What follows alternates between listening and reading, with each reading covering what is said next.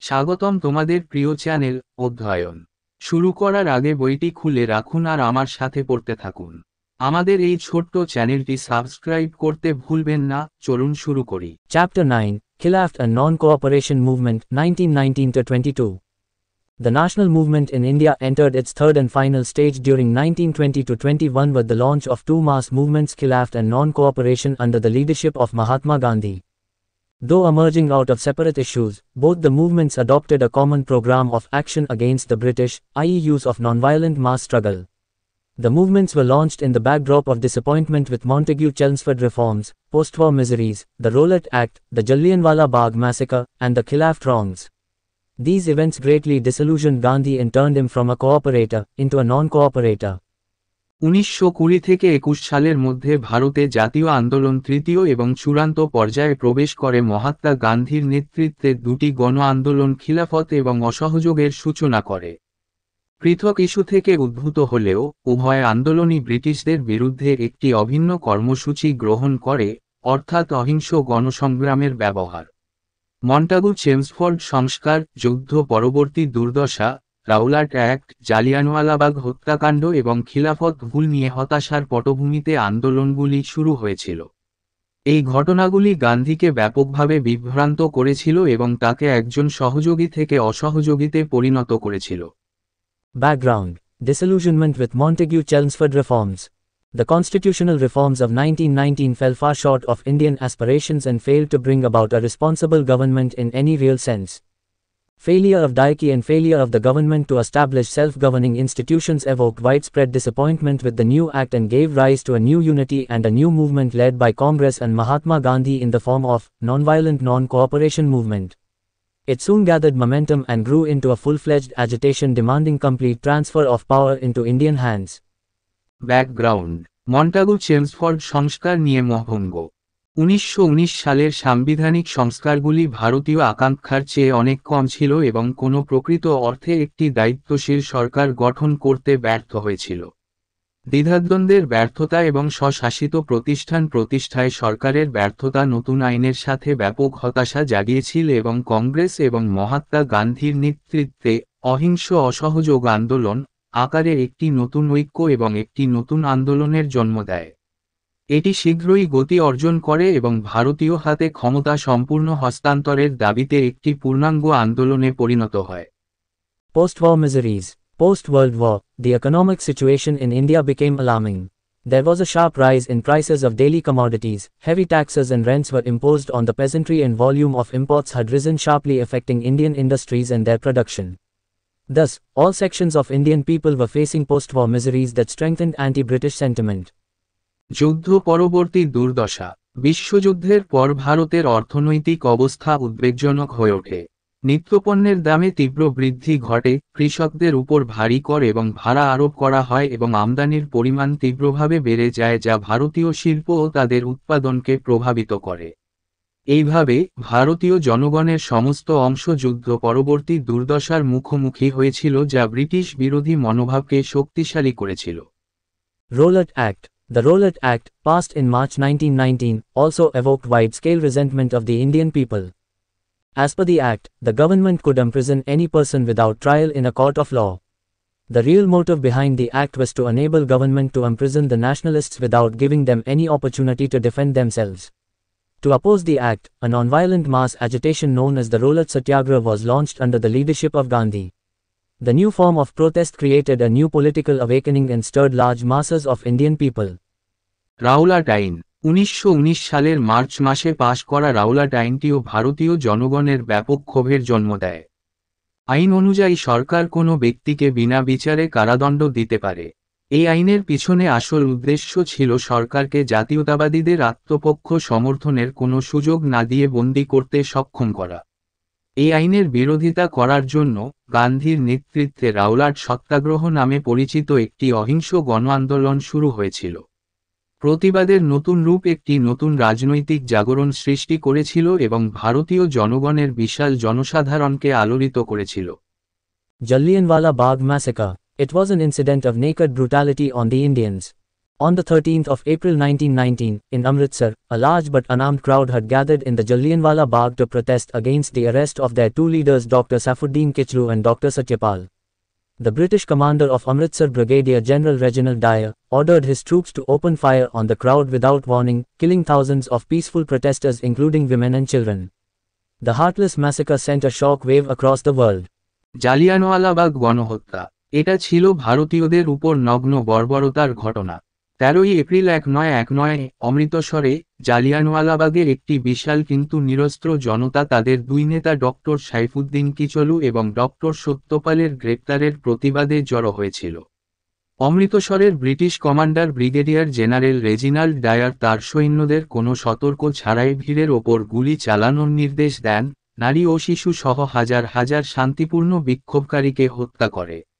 হৃদয়হীন গণহত্যা বিশ্বজুড়ে শোকের ঢেউ পাঠিয়েছে। Clearly, in 1919 India stood highly discontented and the nationalists felt outraged with one insult after another. They were no longer ready to swallow these insults which made them feel dishonored and cowardly. The above developments prepared a ready ground for the next anti-British movement to build on. The Khilafat issue, which provided the immediate background, also gave the added advantage of Muslim support. স্পষ্টতই 1919 সালে ভারত অত্যন্ত অসন্তুষ্ট ছিল এবং জাতীয়তাবাদীরা একের পর এক অপমানে ক্ষুব্ধ বোধ করেছিল। তারা আর এই অপমান গ্রাস করতে প্রস্তুত ছিল না যা তাদের অসম্মান ও কাপুরুষ বোধ করে। উপরোক্ত ঘটনাগুলো পরবর্তী ব্রিটিশ বিরোধী আন্দোলন গড়ে তোলার জন্য একটি প্রস্তুত ক্ষেত্র প্রস্তুত করে। খিলাফত ইস্যু, যা তাৎক্ষণিক পটভূমি প্রদান করেছিল, মুসলিম সমর্থনের অতিরিক্ত সুবিধাও দিয়েছে।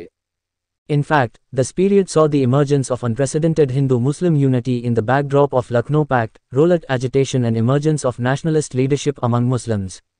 The Hindu-Muslim unity was also a byproduct of government repression in Amritsar as Hindus and Muslims were handcuffed together, made to crawl together and made to drink and eat together.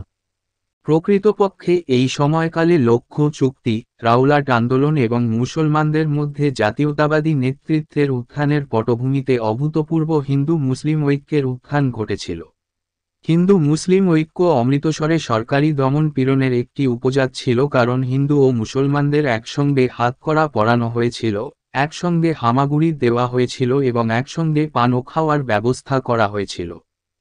First World War, 1914-18. The First World War was a global war originating in Europe, engaging all the world's great powers that assembled in two opposing groups: the Allies, France, Britain, Russia, and the Central Powers, Germany and Austria-Hungary. The groups expanded as more nations joined the war gradually.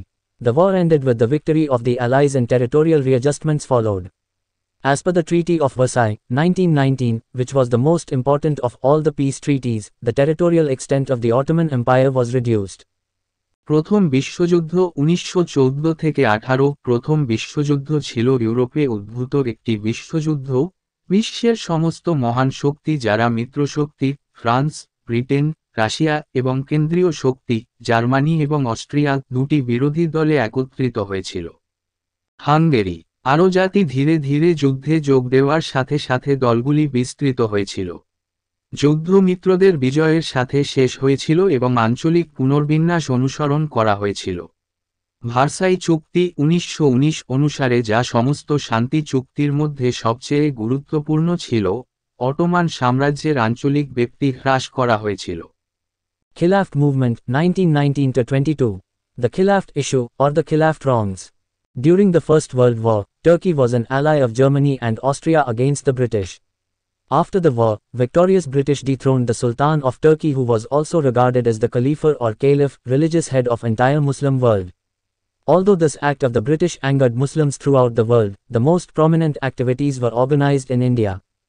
খিলাফত আন্দোলন 1919-22। খিলাফত issue বা খেলাফত ভুল। প্রথম বিশ্বযুদ্ধের সময় তুরস্ক ছিল ব্রিটিশদের বিরুদ্ধে জার্মানি ও অস্ট্রিয়ার মিত্র। যুদ্ধের পর বিজয়ী ব্রিটিশরা তুরস্কের সুলতানকে সিংহাসনচ্যুত করে, যিনি খলিফা বা খলিফা, সমস্ত মুসলিম বিশ্বের ধর্মীয় প্রধান হিসেবেও বিবেচিত হন। যদিও ব্রিটিশদের এই কাজ সারা বিশ্বে মুসলমানদের ক্ষুব্ধ করে, তবে সবচেয়ে বিশিষ্ট কার্যকলাপ ভারতে সংগঠিত হয়েছিল।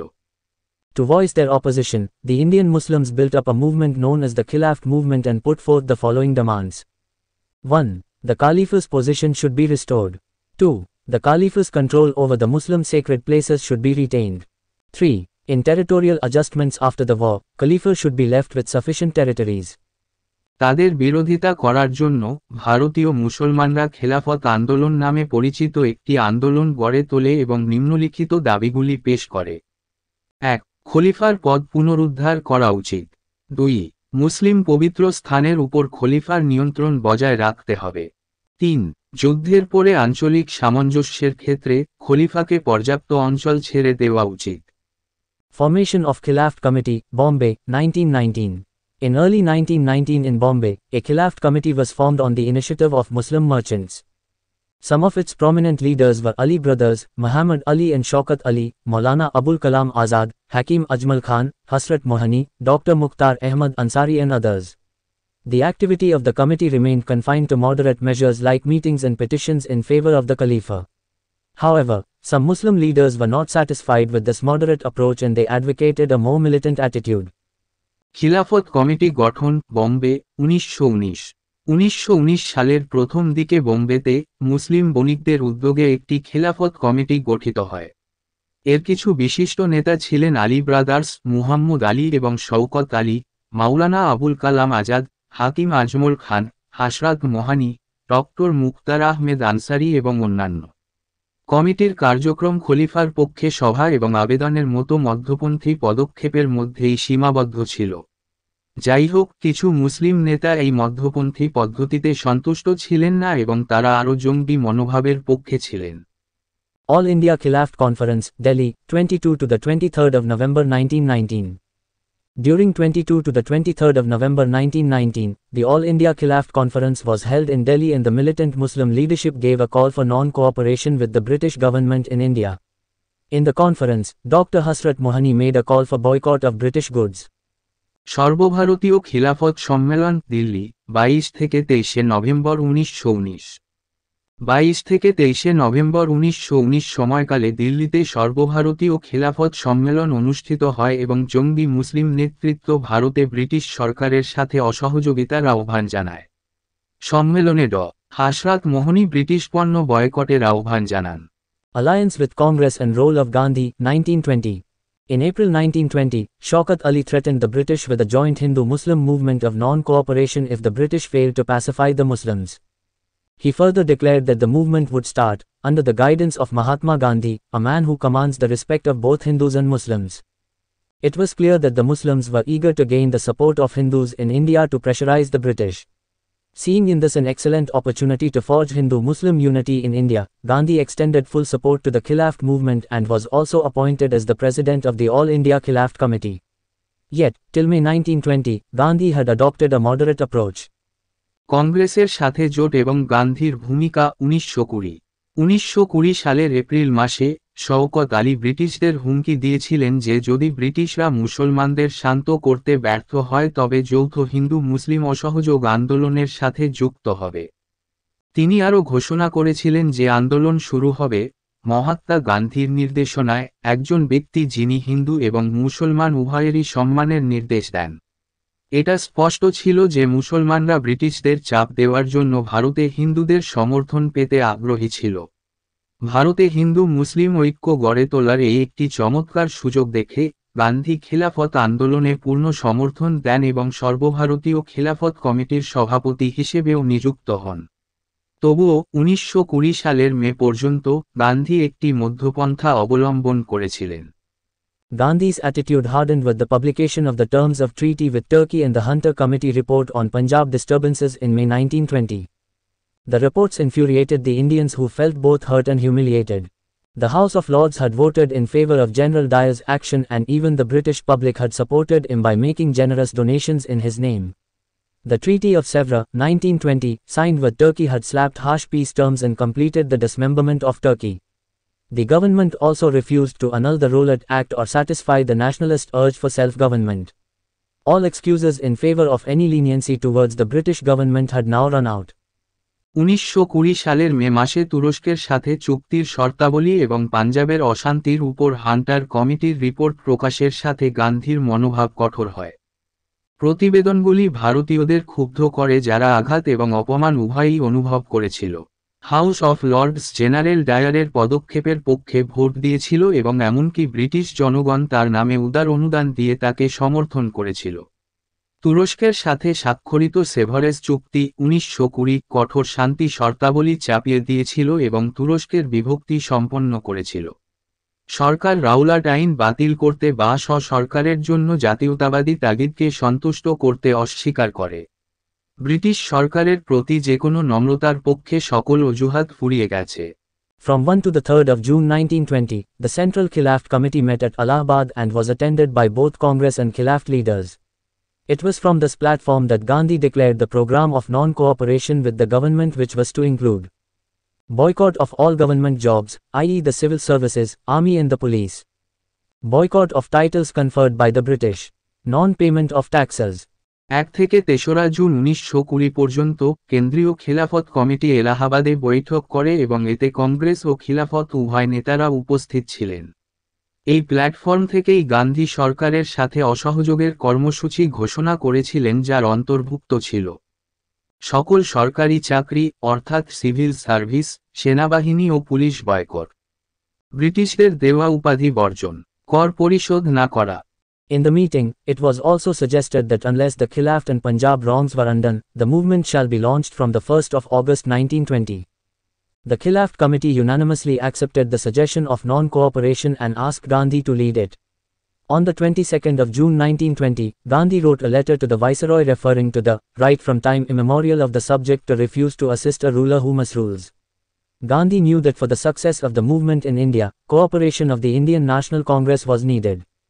He thus began efforts to make the Congress adopt the program of non-cooperation. সভায় এটিও পরামর্শ দেওয়া হয়েছিল যে খেলাফত এবং পাঞ্জাবের অন্যায়গুলি পূর্বাবস্থায় না করা পর্যন্ত 1 আগস্ট 1920 থেকে আন্দোলন শুরু করা হবে। খিলাফত কমিটি সর্বসম্মতভাবে অসহযোগের পরামর্শ গ্রহণ করে এবং গান্ধীকে এর নেতৃত্ব দিতে বলে। 22 জুন 1920 গান্ধী ভাইসরয়কে একটি চিঠি লেখেন যাতে অনাদিকাল থেকে প্রজাদের ভুল শাসনকারীকে সাহায্য করতে অস্বীকার করার অধিকার। গান্ধী জানতেন ভারতে আন্দোলনের সাফল্যের জন্য ভারতীয় জাতীয় কংগ্রেসের সহযোগিতা প্রয়োজন। এইভাবে তিনি কংগ্রেসকে অসহযোগের কর্মসূচি গ্রহণ করার প্রচেষ্টা শুরু করেন। এখানেই এই ভিডিওটি শেষ করলাম। পরবর্তী ভিডিওতে আমরা বাকিটা পড়ব।